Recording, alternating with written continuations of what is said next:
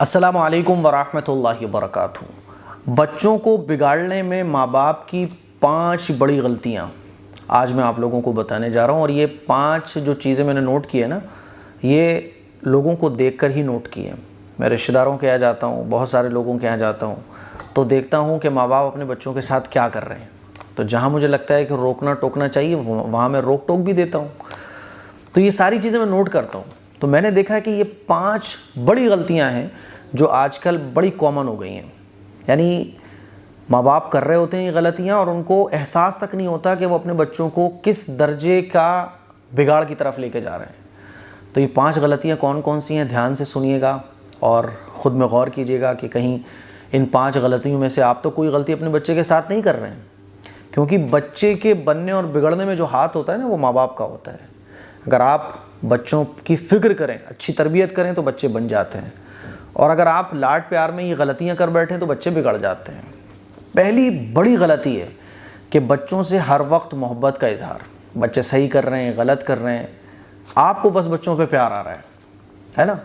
बाज़ बच्चों को मैंने देखा कि वो अगर बदतमीज़ी भी कर रहे हैं या गाली भी बक रहे हैं तो माँ बाप हंस रहे होते हैं, अरे अभी बच्चा ही तो है।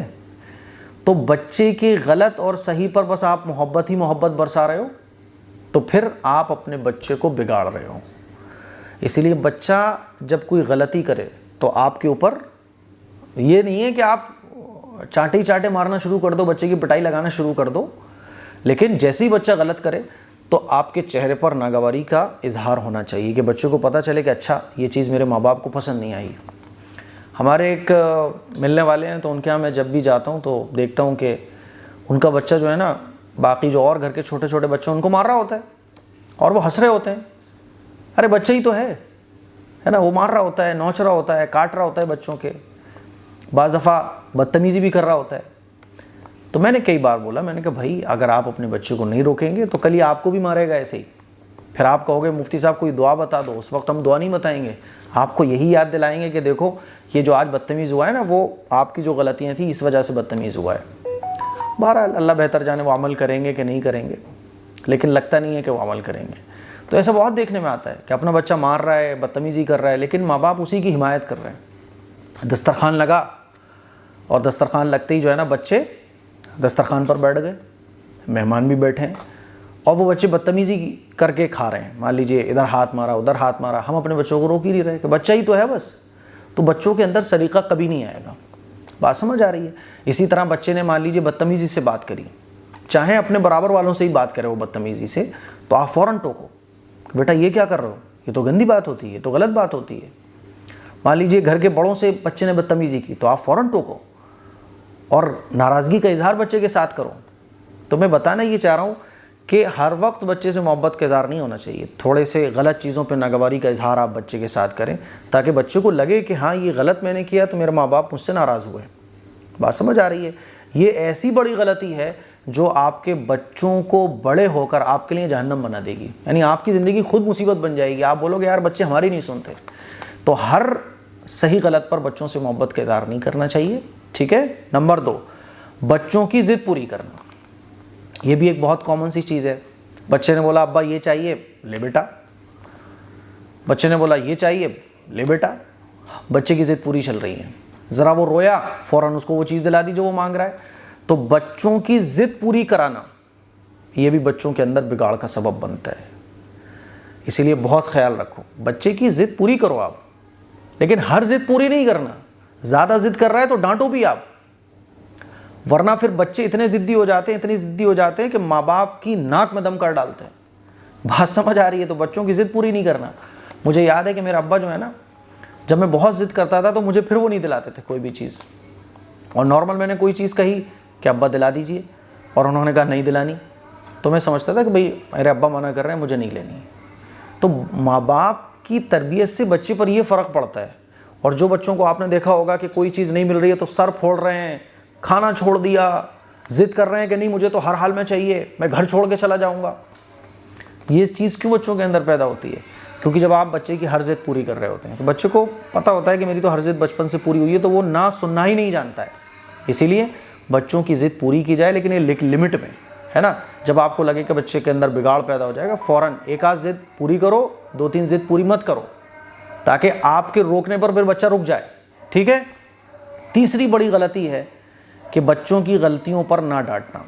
बच्चे ने कोई गलत काम किया है ना, तो जिस दर्जे का गलत काम बच्चे ने किया है उस लेवल पर बच्चे को डांटना चाहिए, है ना। मान लीजिए आपके बच्चे ने किसी से बदतमीज़ी से बात की, तो आप बच्चे को बेटा ये क्या कर रहे हो, ये तो गलत बात होती है, सॉरी बोल कर आओ, माफ़ी मांग कर आओ, ऐसे आपको रिएक्ट कर रहे हैं।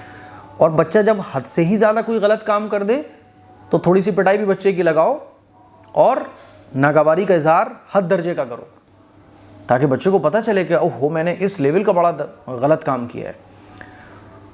चौथी बड़ी गलती है कि पढ़ाई के सिलसिले में माँ बाप फिक्रमंद नहीं होते। बस स्कूल जा रहा है इसकी तो फिक्र माँ बाप रखते हैं, स्कूल से आने के बाद ट्यूशन चला गया इसकी भी फिक्र है, शाम को पारा पढ़ने चला गया इसकी भी फिक्र है, लेकिन बच्चा सीख कितना रहा है इसकी फिक्र नहीं करते। आज बच्चे 2 दिन के बाद 3 दिन के बाद बच्चे का जायज़ा नहीं लेते कि बेटा कितना पढ़ना सीखे तुम, हफ्ते में ले लो, चलो भाई 1 हफ्ता गुजर गया, बच्चा कुरान मजीद पढ़ने जाता है मकतब में, तो वो आगे क्यों नहीं बढ़ा। टीचर्स से मिलना, बच्चे की फ़िक्र करना कि भाई बच्चा आगे क्यों नहीं बढ़ पा रहा है। आपका बच्चा फेल हो गया तो आपने कभी पूछा बच्चे से कि बेटा तुम क्यों नहीं याद करते हो, बीच बीच में आपने कभी जायज़ा लिया, टीचर से मुलाकात की, नहीं की। हम ये सोचते हैं बस स्कूल बच्चा चला गया अब हम बेफिक्र, ऐसा नहीं है मेरे भाइयों। बच्चों की पढ़ाई के सिलसिले में फ़िक्रमंद होना बहुत ज़रूरी है। 1 महीना बच्चे को स्कूल जाते हुआ कितना आया, बच्चे को होमवर्क कितना कर रहा है, ये आपकी जिम्मेदारी है।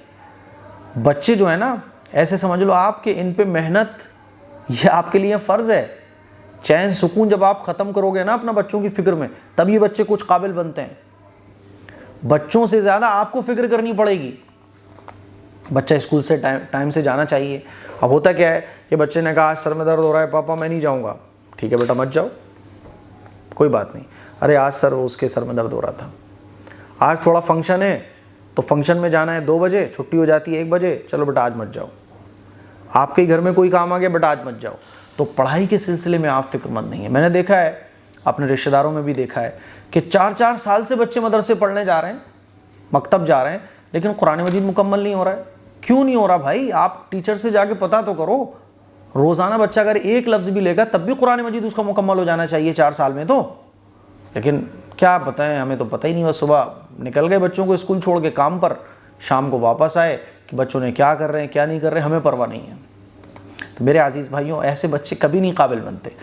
5वीं बड़ी गलती है फिजूल कामों में बच्चों को लगने देना या लगाना। फिजूल काम कौन से हैं? 2 घंटे से बच्चा मोबाइल चला रहा है, आपके ऊपर कोई फ़र्क नहीं पड़ रहा। बच्चा बचपन में रो रहा है, आपने मोबाइल पकड़ा दिया, मोबाइल पकड़ाने के बाद आपको टेंशन फ्री, आपको कोई मतलब नहीं है।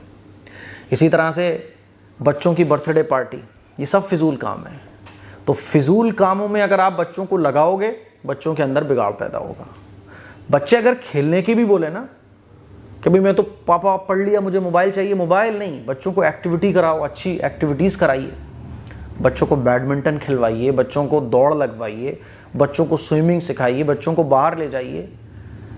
फिजूल काम में अगर आप बच्चों को लगा रहे हो, जैसे कि बस बिला वजह बच्चे रील देख रहे हैं, बिला वजह जो है वो बर्थडे पार्टी मना रहे हैं, आपके घर में खामा-खा का कोई फंक्शन हो रहा है बर्थडे के नाम पर, एनिवर्सरी के नाम पर, तो बच्चों में इससे क्या होता है, फिजूल कामों में लगने का शौक़ पैदा होता है।